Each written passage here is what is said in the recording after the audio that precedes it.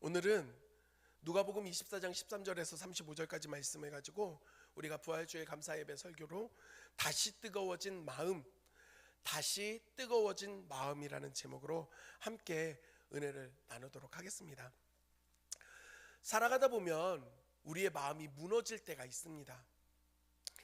간절히 간구했던 것들, 바라고 있던 것들, 원했던 것들이 내 생각과 다르게 다 깨어지고 무너지고 잃어버리게 될 때 우리 마음이 그렇게 되는 것 같습니다. 특별히 신앙생활 안에서도 우리에겐 그러한 모습들이 자주 있습니다. 그러한 어려움들이 찾아온다라는 것을 우리는 잘 알고 있습니다. 그리스도인들과 함께 모여서 우리 예수 그리스도를 믿는 사람들이 대화를 나눌 때 보면 그런 모습들을 볼 때가 많이 있습니다. 자주 보이는 모습이 무엇이냐면 과거 내가 한참 뜨거웠을 때, 과거 내가 예수님을 정말 뜨겁게 믿었을 때, 왕년의 신앙에 대한 이야기를 자주 듣습니다. 저 역시도 대화 나눌 때 그렇게 말할 때가 있는 것 같습니다. 내가 그때 예전에는 더 뜨거웠는데, 하나님에 대한 사랑이 더 깊었는데, 이러한 이야기를 듣다 보면, 그리고 가만히 생각을 해보다 보면 씁쓸함이 이렇게 올라옵니다. 왜냐하면 항상 뜨거웠던 그 신앙은 과거에 있다라는 것이죠. 우리의 현재는 그만큼이 되지 않는다라는 그러한 생각들이 우리의 마음에는 이미 자리하고 있는지도 모르겠습니다. 사랑하는 성도 여러분, 여러분은 어떻습니까? 지금 현재의 신앙이 과거보다 주님을 더욱더 사랑하고 더욱더 주님을 향한 열정으로 뜨거운 상태에 있으십니까? 아니면 내 신앙의 그 뜨거웠던 시절이 그 옛날, 그 과거에 있었다라고 하며 여전히 예전의 그 추억들을 되새기고 계십니까? 오늘 말씀해 보면 이제 예루살렘을 떠나 엠마오로 가고 있는 두 제자가 등장을 합니다.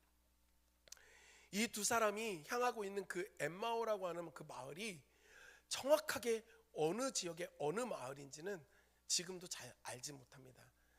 후보군이 한 3개 정도로 추려지긴 하는데 그 중에 어떤 것인지는 명확하진 않다라고 합니다. 근데 분명한 것은 무엇이냐면 오늘 말씀을 통해서 보면 그 엠마오라고 하는 지역이 예루살렘에서부터 떨어져 있는 거리가 대략 한 10km에서 12km 정도 되는 거리에 있었다라는 것입니다. 그리고 그 엠마오 출신의 두 제자가 지금 자신들이 원래 살았던 엠마오로 향하고 있다라는 것입니다. 예루살렘을 떠나 온전히 그 자신들의 고향으로 돌아가는 그들의 마음이 왜 어땠겠습니까? 예수님이 죽고 그 예수님으로 인한 기대와 소망이 모두 깨어진 상태에서 이들은 길을 나선 것입니다.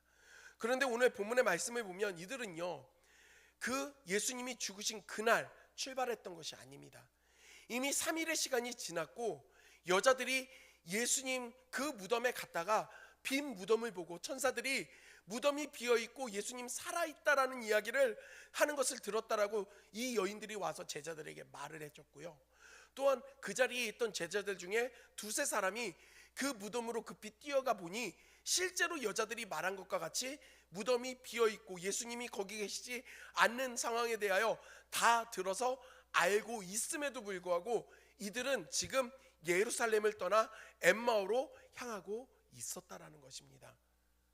왜냐하면 그들이 전하고 있는 그 말들이 이들이 가지고 있는 절망을 해소할 수가 없었다라는 것이죠. 낙심한 그 마음을 도저히 바꿀 수가 없었다라는 겁니다. 예수님 살아있다 말하지만 예수님을 직접 만나고 본 사람은 없었으니 믿을 수가 없는 것입니다. 도저히 받아들일 수가 없는 것입니다. 그러니 이들의 이 절망적인 마음은 바뀌지 않았고 그 낙심한 채로 이들은 예루살렘을 떠나 엠마오로 향하고 있었던 것입니다. 사랑하는 성도 여러분, 예수님이 죽었습니다. 아니, 예수님이 죽임을 당했습니다. 로마의 압자에서 우리를 분명 구원해 줄 능력이 있는 분이다. 저분은 이스라엘을 회복시켜 주실 것이다. 그가 행하는 놀라운 기적을 봐라. 병든 자를 살리고 죽은 자까지도 살려내는 저분이야말로 우리가 기다려왔던 메시아가 맞다라고 생각하고 물 위를 걷는 예수님을 보았고 오병이어의 기적을 일으키는 예수님도 그들은 보았습니다.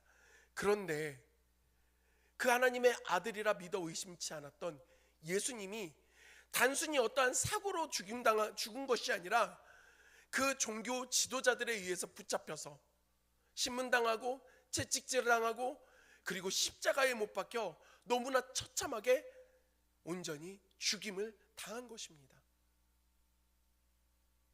제자들의 입장에서는 어땠을까요? 처음 예수님이 그 겟세마네 동산에서 붙잡혀 가실 때 제자들 마음 가운데는 약간의 기대가 있었을지 모릅니다. 아, 예수님이라면 이것을 역전시키실 거야. 해결하실 거야.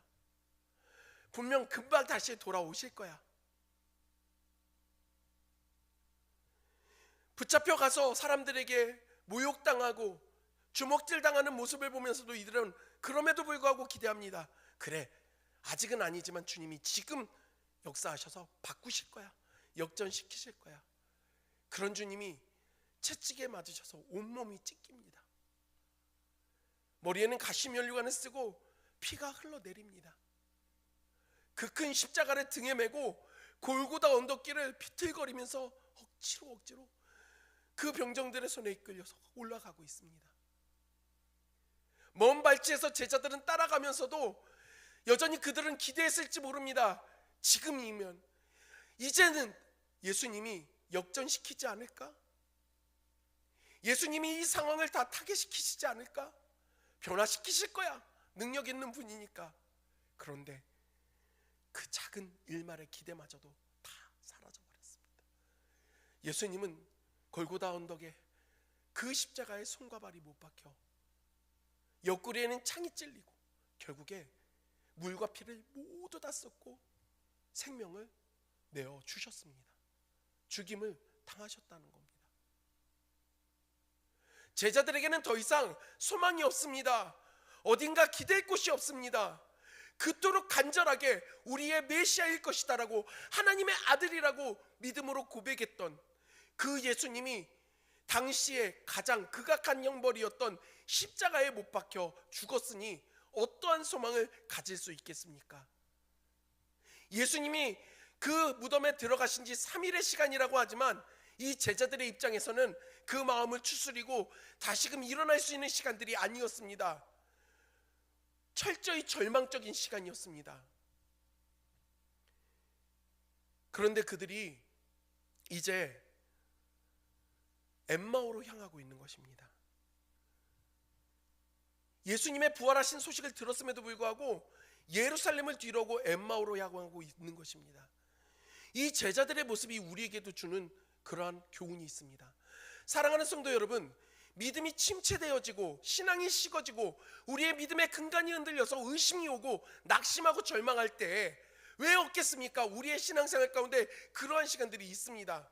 그런데 우리는 어떠한 선택을 합니까? 제자들이 지금 그렇게 믿음이 흔들리고 낙심하고 있다고 한다면 더더욱 예수님이 계신 예루살렘을 떠나서는 안 되는 것이었습니다. 그런데 이 두 제자는 그 예루살렘을 떠나 엠마오로 향하고 있는 것입니다. 세상, 내가 살았던 곳, 내 고향, 내 삶의 그 자리. 우리는 어떻습니까? 우리의 신앙에 침체가 오고 우리의 마음에 낙심이 찾아올 때 더욱더 예수님 앞에 나와 몸부림을 치고 그 주님 앞에 매달립니까? 아니면 세상을 향하여, 내 수단을 향하여, 내 삶의 자리를 향하여 예수님께는 등 돌리고 그저 그곳을 향해 걸어가고 있습니까? 지금 제자들은 그러한 모습을 취하고 있다는 것입니다. 사랑하는 성도 여러분, 그런데 오늘 말씀이 너무나 더 큰 은혜가 되는 것은 예루살렘을 뒤로하고 예수님을 뒤로하고 자신들의 고향이었던 엠마오로 향하고 있는 이 두 제자에게 예수님께서, 부활하신 예수님께서 직접 찾아오셨다는 겁니다. 먼 발치에 서서 너희들 여기까지 와가 아니라 예수님께서 직접 찾아오셨다는 겁니다. 우리는 신앙생활을 하며 내 힘으로 내 능력으로 주님께로 올라간다라고 생각을 하는데, 사랑하는 성도 여러분, 그것이 아닙니다. 지극히 낮고 천한 도저히 임할 수 없는 이 더러운 곳에, 이 절망적인 상황 가운데 예수님께서 직접 우리를 찾아오신다는 것입니다. 제자들을 예수님이 찾아오셨습니다. 예수님이 그들과 함께 걸어가십니다. 그런데 이들은 그가 누구인지 깨닫지 못합니다. 예수님인지를 알지 못했습니다. 왜냐하면 이들이 가는 내에 이야기하고 있었던 대화의 내용은 다 절망적인 내용이었거든요. 오늘 본문에 14절 말씀에 보면 이 모든 된 일을 서로 이야기하더라. 이 모든 된 일을 서로 이야기하면서 걷고 있습니다. 제자들이. 그러면서 이들이 무슨 이야기를 나누었는가? 21절 상반절의 말씀을 보면 우리는 이 사람이 이스라엘을 속량할 자라고 바랐노라, 이렇게 표현하고 있거든요. 그러니까 이 바랐노라라고 하는 표현이 뭐냐면 미완료 과거 시제입니다. 이루어지지 않은 과거의 일인 거예요. 사랑하는 성도 여러분, 생각해 보세요. 이루어지지 않은 과거의 그 일이 이제 와서 이루어질 수 있을까요, 없을까요? 못 이루어집니다. 이미 과거에 끝나는 버린 거예요. 제자들은 예수님이 이스라엘을 속량할 자라고 믿고 있었는데, 바랐는데 이루어지지 않고 예수님이 죽임당하고 절망이 됐다라고 그들은 말하는 것입니다. 그들은 너무나도 절망적인 상황이었습니다. 이러한 절망 가운데 있는 이 사람들의 그 마음이 이러다 보니까요, 예수님이 함께 걷고 있음에도 그들은 깨닫지 못합니다. 오늘 본문의 15절과 16절 말씀을 보면 그들이 서로 이야기하며 문의할 때에 예수께서 가까이 이르러 그들과 동행하시나 그들의 눈이 가리어져서 그인 줄 알아보지 못하거늘. 눈이 가리어졌다라고 표현하고 있습니다. 가리어졌다. 이 헬라 원어의 뜻을 보면 붙잡혔다, 제어됐다, 억눌렸다, 이런 뜻도 있습니다. 그래서 이 말을 직역해 보면 무슨 말이냐면 눈이 막혀 있다라는 겁니다. 단순히 육체적인 눈이 막혀 있는 것이 아니라 이들은 마음이 다 막혀져 있는 겁니다. 절망 그 자체였습니다. 소망이 없었습니다. 아무런 기대도 없습니다. 이토록 절망적인 상황 가운데 있으니 이들의 마음 가운데 자기와 함께 걷고 있는 분이 예수님일 것이다라는 그 생각이 아예 없는 것입니다. 사랑하는 성도 여러분, 그런데 이러한 모습은 이 제자들에게만 나타냈던 것이 아닙니다. 처음 무덤으로 갔던 여인들 역시도 울고 있는 그들을 향하여 예수님이 왜 울고 있느냐고 물어볼 때 무덤지기인 줄 알고 이야기합니다. 당신이 우리 예수님의 시신을 옮겨놓은 것이면 알려주십시오. 예수님이 눈앞에 있음에도 깨닫지 못하는 겁니다. 우리의 삶이 그렇습니다. 예수님은 우리를 떠난 적이 없습니다. 그 주님은 항상 우리와 함께 하십니다. 그런데 우리의 믿음이 온전히 흔들리고 깨어지고 우리가 절망하는 그 상황 가운데, 그리고 우리의 눈이 상황과 형편의 모든 것들이 초점이 맞춰지다 보니 나와 함께 하시는 예수님이 보여지지가 않는 겁니다. 그 예수님을 보지도 못하고 그 예수님을 깨닫지도 못하는 그러한 상황 가운데 있다라는 것입니다. 사랑하는 성도 여러분, 엠마오로 가고 있는 이 제자들 어떻게 이렇게 둔감할 수 있는가? 비난할 수 없는 것은 우리가 똑같기 때문에 그렇습니다. 우리는 어떻습니까? 그런데 예수님이 그들을 향하여 질문하십니다. 너희가 어떤 이야기를 주고받으면서 걸어가고 있는지 알려달라고 말을 합니다. 예수님이 이렇게 말하셨을 때 오늘 본문의 17절 말씀을 보면 예수께서 이르시되 너희가 길 가면서 서로 주고받고 하는 이야기가 무엇이냐 하시니 두 사람이 슬픈 빛을 띠고 머물러 서더라.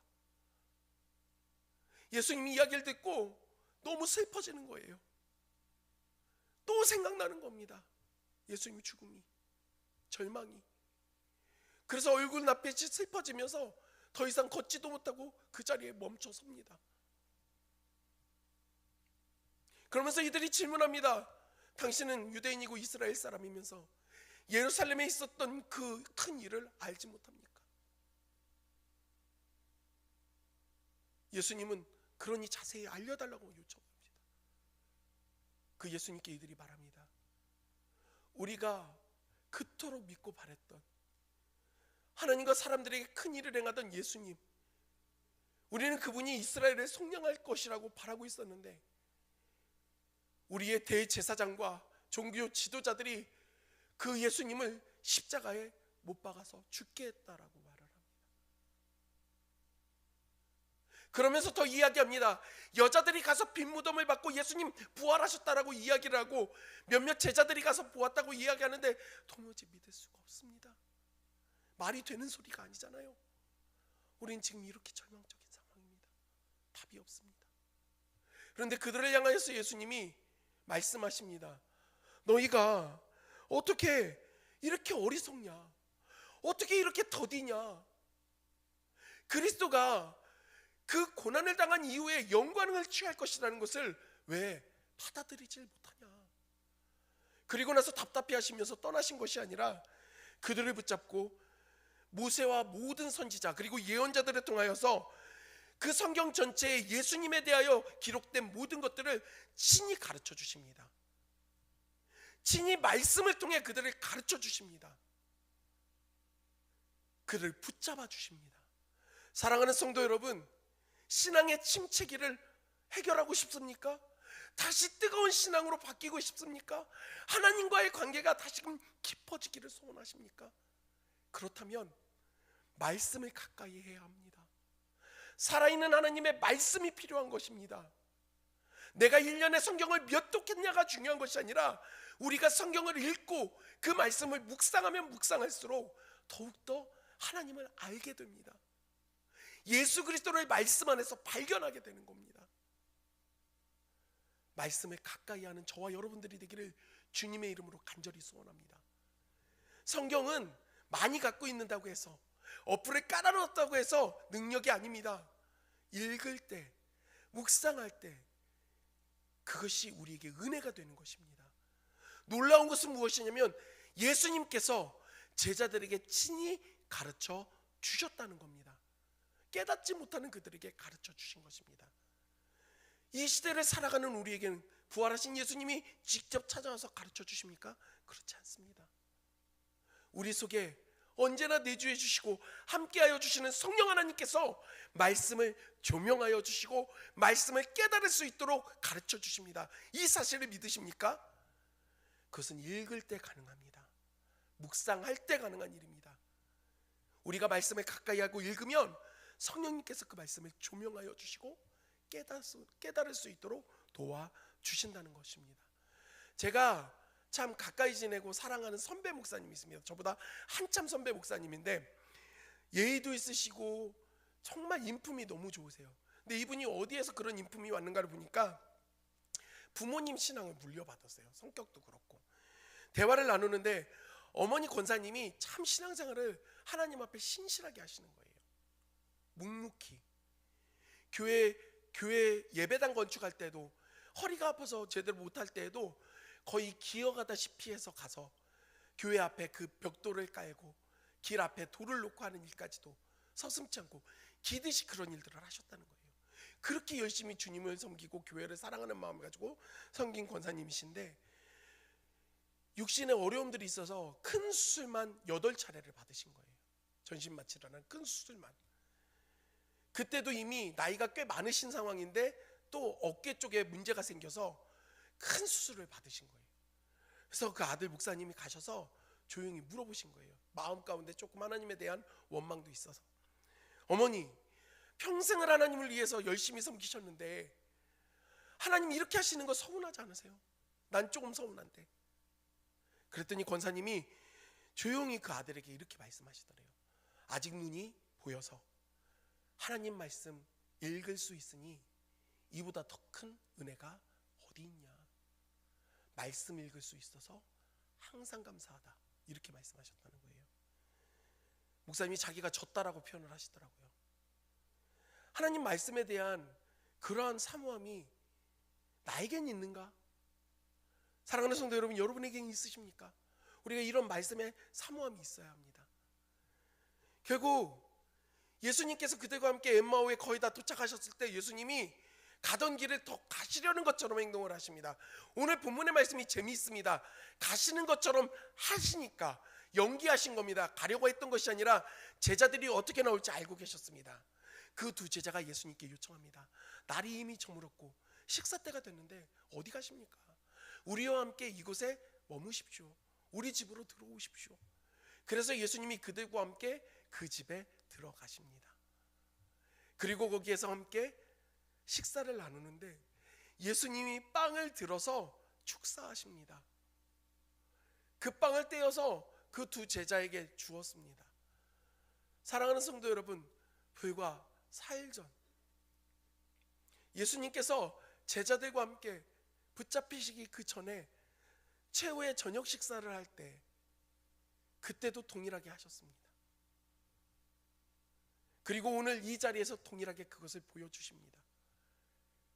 그때에서야 제자들의 눈이 열리면서, 그 마음이 열리면서 그분이 예수님인 것을 깨닫게 됩니다. 알게 됩니다. 그런데 그들의 눈에 더 이상 예수님이 보이지 않습니다. 호련히 예수님이 사라져 버리셨습니다. 조금 전까지 그렇게 지독한 절망과 깊은 한숨 속에 빠져있던 제자들 입장이라고 한다면, 예수님 부활하셨다라는 이야기를 들었음에도 불구하고 지금 엠마오로 왔던 제자들의 그 태도라고 한다면 그냥 서로 이야기하는 게 편합니다. 야, 우리가 헛것을 다 봤다, 이상한 걸 봤다, 얘기하기 십상입니다. 그런데 이들의 태도는 그렇지가 않습니다.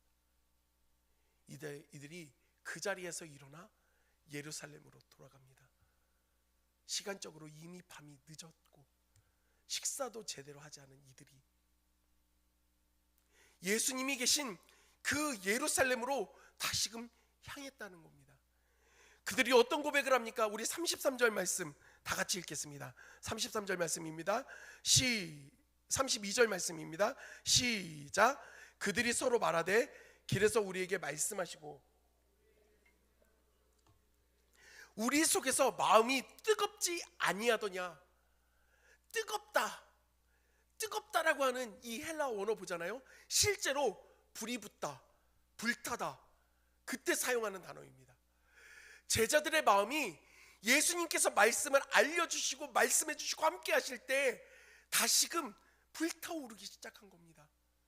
차갑게 식어졌던 그들의 마음이 다시금 열정으로 채워진 것입니다.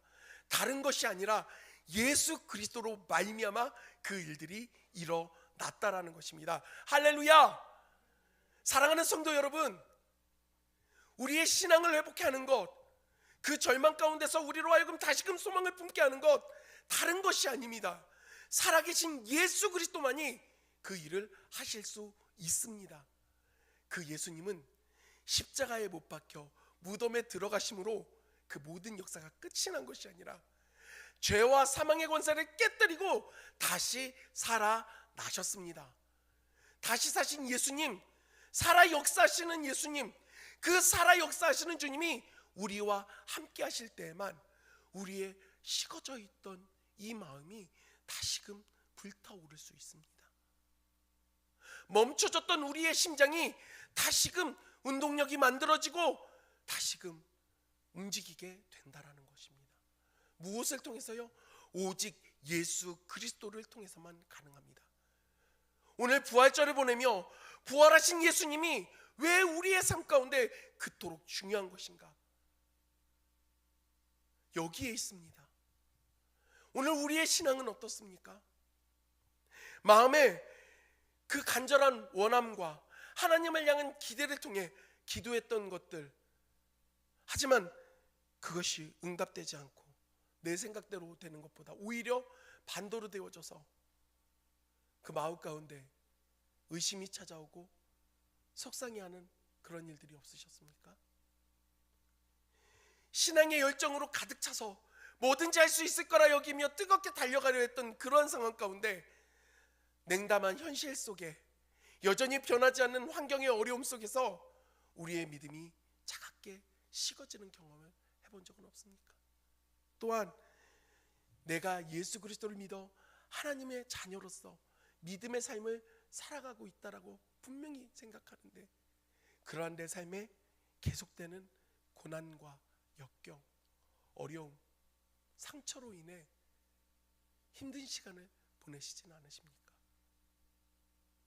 그러한 상황 가운데 있는 우리에게 엠마오로 향했던 그 제자에게 예수님께서 오셔서 함께 길을 걸으셨던 것처럼 오늘 부활하신 예수님이 찾아오십니다. 그리고 우리에게 말씀하여 주십니다. 우리의 마음을 어루만져 주십니다. 변화시키십니다. 지키십니다. 그 예수 그리스도로 말미암아 우리의 마음이 뜨거워져야 되지 않겠습니까? 살아계신 예수님이기에, 그 주님은 역사하시기에 우리의 마음을 뜨겁게 하실 줄 믿습니다. 오늘 엠마오의 두 제자가 그 예수 그리스도를 통하여 그 마음에 그 뜨거움이 회복되어졌던 것처럼, 부활하신 예수 그리스도, 살아계신 예수 그리스도를 통하여 우리의 마음 역시도 다시금 불이 붙고 다시금 뜨거워지고 다시금 뛰어난 그러한 은혜가 있기를 주님의 이름으로 간절히 정말 간절히 소원합니다. 오늘 말씀을 붙잡고 우리